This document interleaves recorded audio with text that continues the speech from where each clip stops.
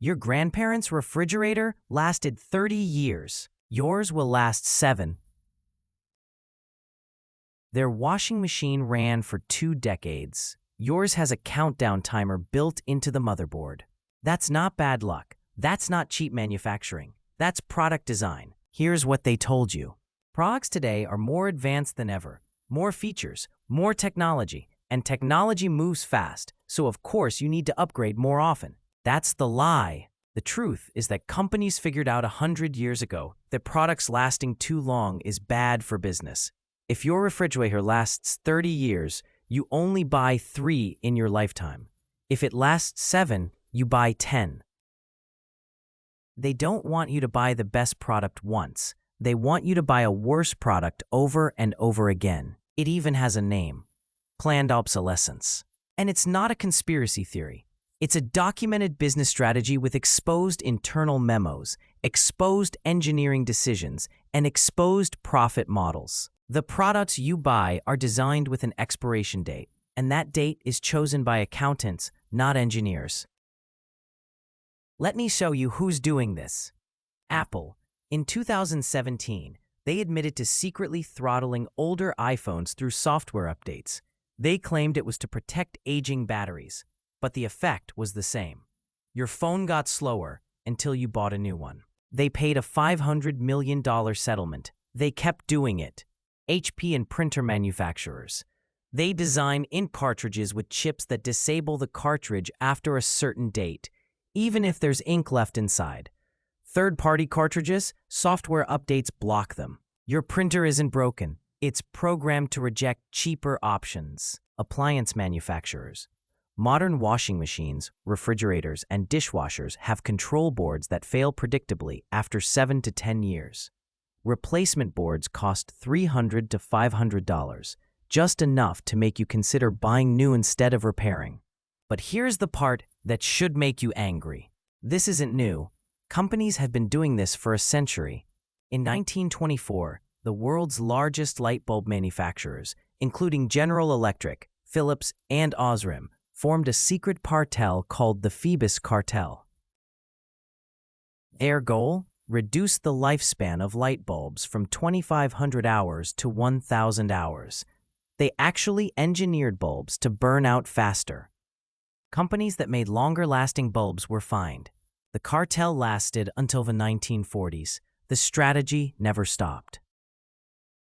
But here's what most people don't realize. Planned obsolescence isn't just about hardware failing. There are 3 different types, and one of them is happening to you right now, even if nothing you own is broken.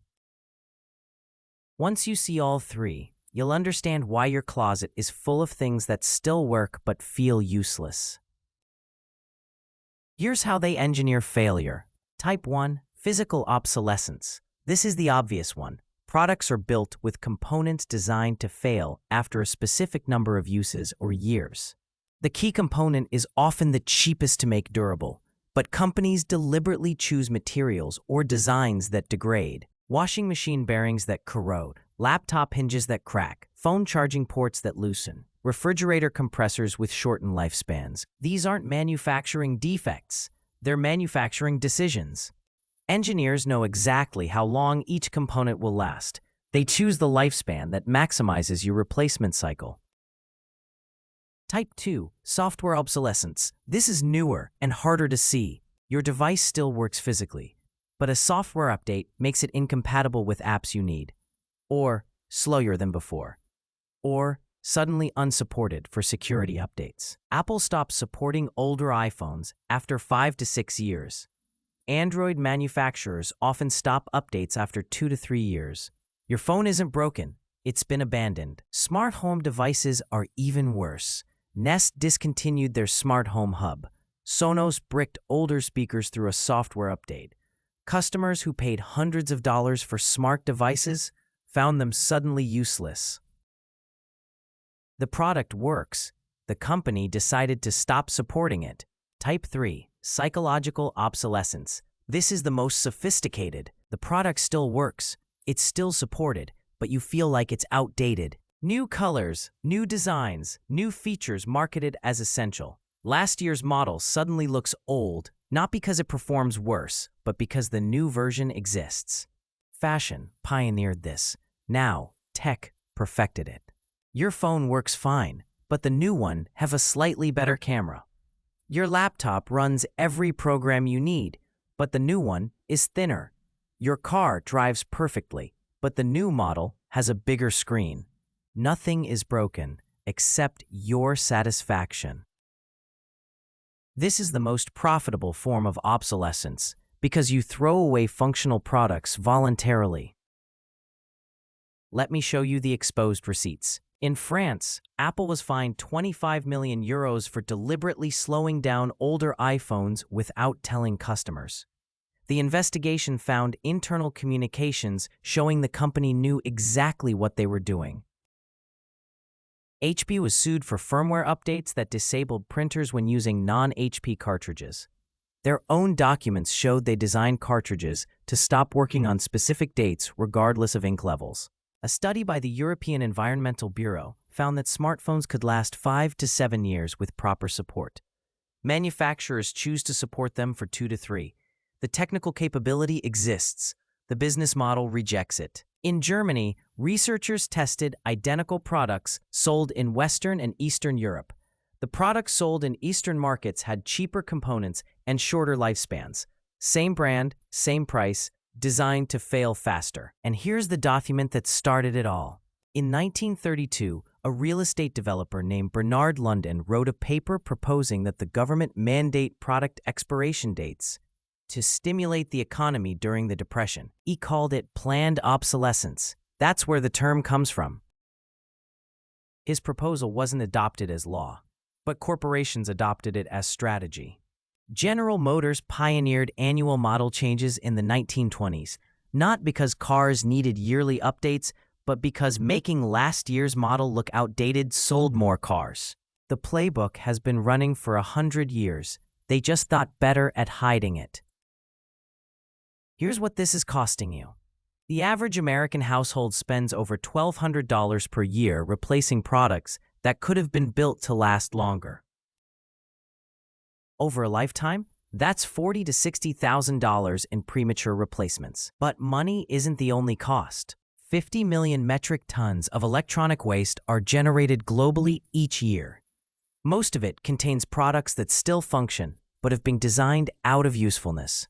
Your old smartphone sitting in a drawer? It works. It was just abandoned by the company that made it.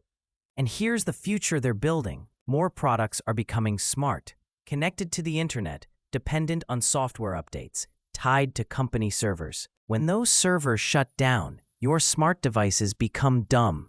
When updates stop, your products become obsolete. When the company decides to discontinue support, your purchase becomes worthless. You're not buying products anymore. You're leasing them until the company decides they're done with you. The toaster your grandparents owned had one feature. It made toast. It lasted decades because there was nothing to abandon. Your smart toaster connects to an app, requires updates, and will become e-waste the moment the company pivots to a new product line. Planned obsolescence is accelerating. The more smart our products become, the more control companies have over when they stop working. Here's how to stop buying products designed to fail. First, check repairability scores. France requires products to display a repairability index from 1 to 10. iFixit publishes teardown scores for electronics. Before you buy, search the product name plus repairability or teardown. Products designed to be repaired are products designed to last. Second, research brand lifespans. Some brands consistently gild products that last twice as long as competitors. Speed Queen washing machines, Miele appliances, Toyota vehicles, ThinkPad laptops. The upfront cost is higher, the lifetime cost is lower. Third, avoid unnecessary smart features. Every internet-connected feature is a potential point of failure and abandonment. A refrigerator doesn't need Wi-Fi. A washing machine doesn't need an app. Buy dumb products when smart features add no real value. Fewer connected features means fewer ways for companies to brick your purchase. Fourth, support right to repair. Legislation is forcing change. The EU now requires manufacturers to make spare parts available for up to 10 years. Several US states have passed right to repair laws. Companies are fighting back hard, which tells you how much profit depends on products you can't fix. Fifth, buy used when possible. Products from previous generations were often built better than current models. A 10-year-old appliance that still works has already proven its durability. Used markets let you bypass the race to the bottom in new product quality. One more thing. Companies spend billions convincing you that newer is better. But older products that still work are proof that durability is possible. Companies just chose profit over longevity. Your grandparents didn't have better luck. They had products made before the profit model demanded failure. You can't change how companies design products, but you can refuse to reward planned obsolescence with your money. Same products, same factories, different business model. If you want to see more hidden economics, how systems are designed to extract more while delivering less, subscribe and hit the notification bell. And if you think planned obsolescence is frustrating, wait until you see how the tipping economy has been weaponized, transforming a reward for service into a guilt tax demanded before you've received anything. Same psychology, different screen. I'll see you there.